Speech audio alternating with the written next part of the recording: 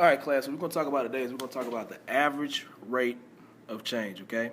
So what we know about the average rate of change is that it is basically the same thing as your slope, okay? So when you think of average rate of change, think of slope. We have things around the classroom, in the back of the classroom, that tells us that we worked with it a little bit earlier dealing with slope. But we're going to talk about this more of like a real-life application. You want to kind of convert this to the real-world way of thinking. Okay, so you have more word problems dealing with average rate of change. All right, guys, so the definition of rate of change, okay, is a ratio describing how one quantity changes as another quantity changes. And so basically your quantities is talking about your independent, dependent variables, your your x values and your y values. Okay, so that's what they're talking about. One quantity changes against another. The second definition we have is slope can also be used to describe it. So we already talked about this earlier. Like I said, rate of change is the same thing as slope. So on your notes, you want to look under 1 and 2. Go ahead and fill in those blanks. Okay, pause the video, and we'll move on to 3 and 4 next. Okay, so 3. We're going to number 3 now on your notes. Rate of change, positive, increases over time. And if it has a negative, it decreases over time. The same thing we've been talking about, guys, all year. Slope, you know, if it increases, it's positive. If it decreases, it's a negative slope. Okay? All right, so go ahead and copy those down. Let's move to the next one. So now we're talking about rate of change with linear functions. Now this right here, guys, is something we've been, again, it's almost like we're repeating ourselves in what we're doing. Linear functions have a constant rate of change. So we're talking about the slope. They have a constant slope. The slope doesn't change, okay? Meaning values increase or decrease at the same rate over the period of time. That same slope, okay? If the slope is 2, it's going to be the same between one interval than the same it is between another intervals, okay? So that slope does not change. We're going to get more on that this week. So go ahead and copy those notes down. That should be under number 4. All right, this is number 4 for your notes, your definitions. Now this is 5 and 6 on your notes. So where you see the little cloud or rate of change, this is the notes for 5 and 6. Same thing. It's almost like we're repeating ourselves again what we talked about earlier last semester, okay, or last year. Horizontal lines have a 0 rate of change. Now, what's a horizontal line? It's a line that goes left to right, okay? This is an example of a horizontal line. So once you see a line like that, guys, that means it has a 0 rate of change or a 0 slope. Okay, it's running but not rising, basically. All right, so you have 0, it looks something like this, 0 over whatever, right now we'll call it B, okay? Whatever that variable is, it's going to be 0, okay? All right, now we talk about vertical lines. Now we're talking about, we have vertical lines. Now we're doing what we're rising, but we're not running. Okay, so you're rising a number, but you're not running. So 0 now is in your denominator, and we say that it's what? Undefined, okay? Because you cannot have 0 in your denominator, okay? We know I've said this before, but you cannot have 0 in your denominator. So when you see that, guys, that means you have an undefined slope. There is no slope, okay? Go ahead and copy those notes down for 5 and 6. This one is 5, vertical lines is 6. So now I'm moving to find the average rate of change using function notation, okay? So this formula right here you see now here is called your slope formula, okay? What you use for that, for example, is, let's say you have 3, 2, and 0, 1. These are your 2 points. So what you remember from doing from last year in middle school is you just basically label these x1, y1, x2, y2. And you go ahead and plug those into your equation. So you know you have 0, which is your y2, minus 2, which is your y1, over your x2, which is 0, minus 3, okay? Then you work through that and you figure out that your slope is -2 over -3, which is also 2 over 3. Okay, now you can copy this example down, but you're going to do some examples like this later on today for your practice. But that's just an example of what you guys, hopefully you guys remember that from middle school. Now when you're dealing with function notation, same thing applies over here. Okay, we know f of x y sub 2 is the same thing as y2. All right, f of x sub 1 is the same thing as y sub 1. Okay, nothing changes. The only thing you see is different variables. Okay, or different representation. All right, so guys, go ahead and copy down a little bit, and then let's move to the next one. All right, so our first example, example number 1. Okay, we have example of a this is called a quadratic formula, and you have your interval 2 and 4. Now we remember from talking about domain and range. Okay, you should know what these things, this symbol means right here. Okay, all right, you should know what this symbol means right here. Let me go back. Sorry. You should know what this symbol of 2 and 4 means. Okay, we're talking about the interval, so we're going to this base is talking about your domains. All right, this would be your x1, x2. Okay, this is what you're plugging in to find your y sub 1 and your y sub 2. Okay, you're basically plugging those in. This is not, when you see brackets like this meaning you're not talking about x and y.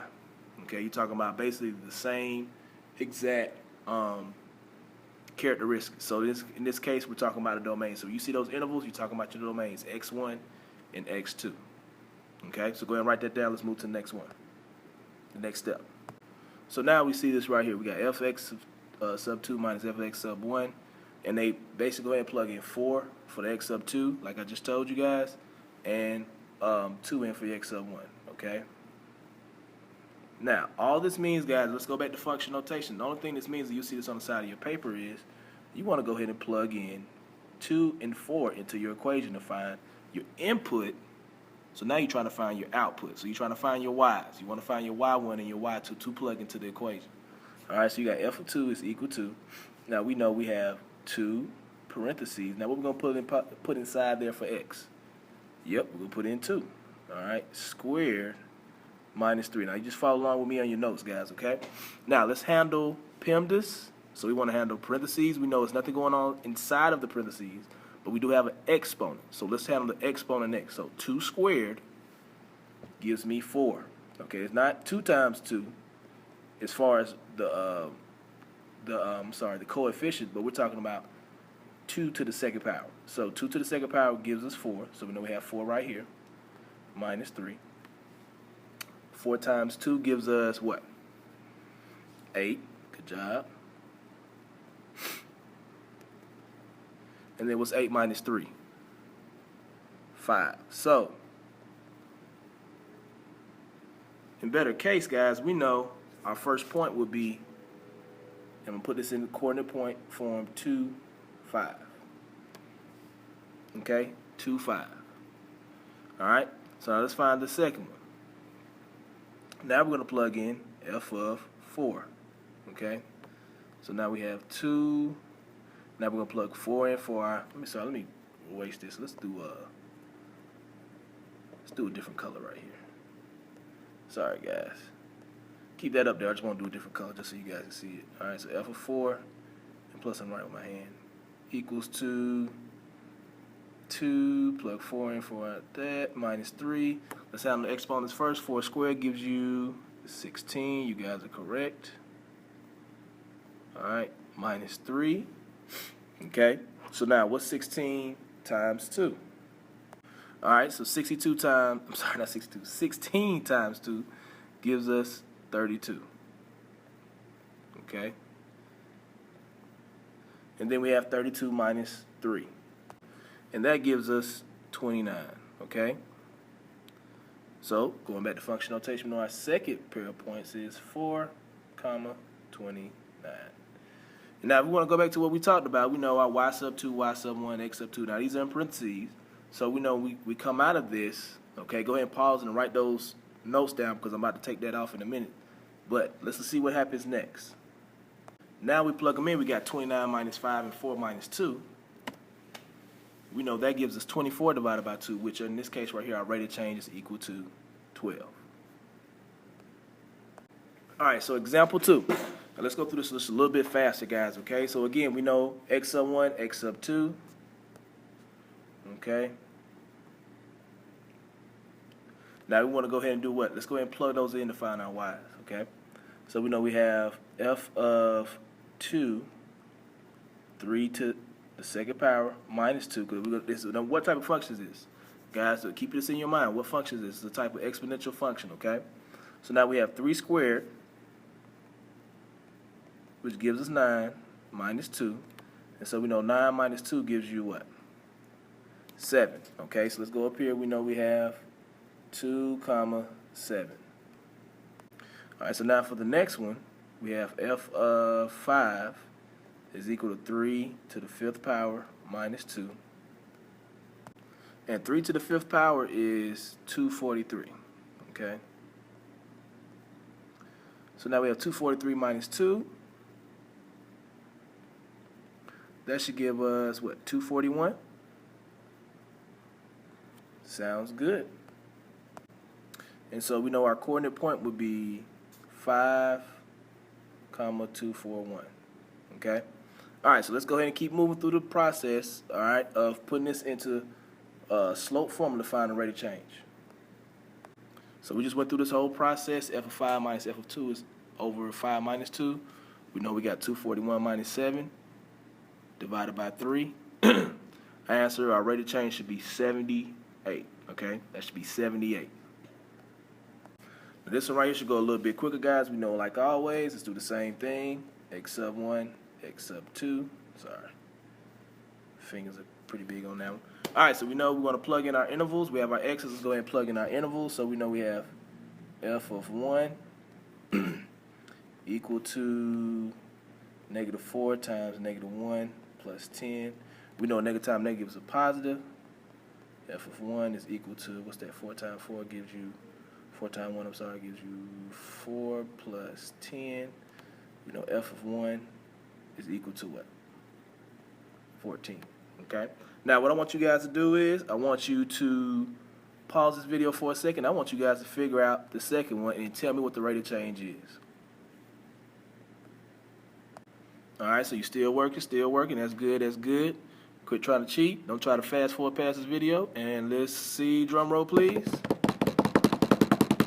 All right, rate of change is m is equal to -4. All right. If you do not get this, guys, just come to me. I can help you out. Ask me any question you need on this, and I will go ahead and help you out. All right, but please do not move on if you do not get this answer.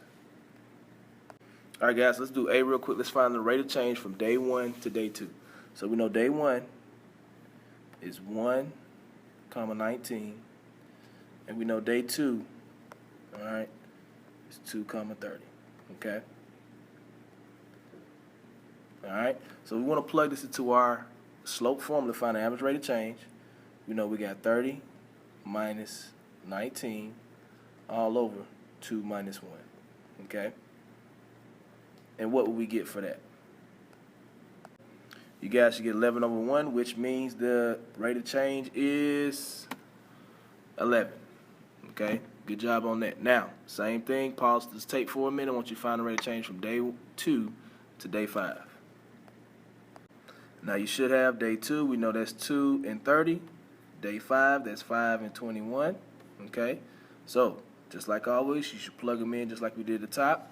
You should get 21 minus 30 divided by 5 minus 2.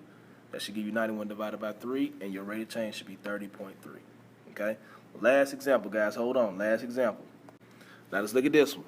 Okay, go ahead and read it. In 2008, about 66 million U.S. households had both land phones and cell phones. Find the rate of change from 2008 to 2011. So, now we're moving to real-life problems, real-life questions. So, still the same thing applies. 2008, that's my X and Y right here. And then we want to go to 2011. That's my X and Y. So, it should be 51 minus 66, 2011 minus 2008. Your X's and your Y's. So, let's see.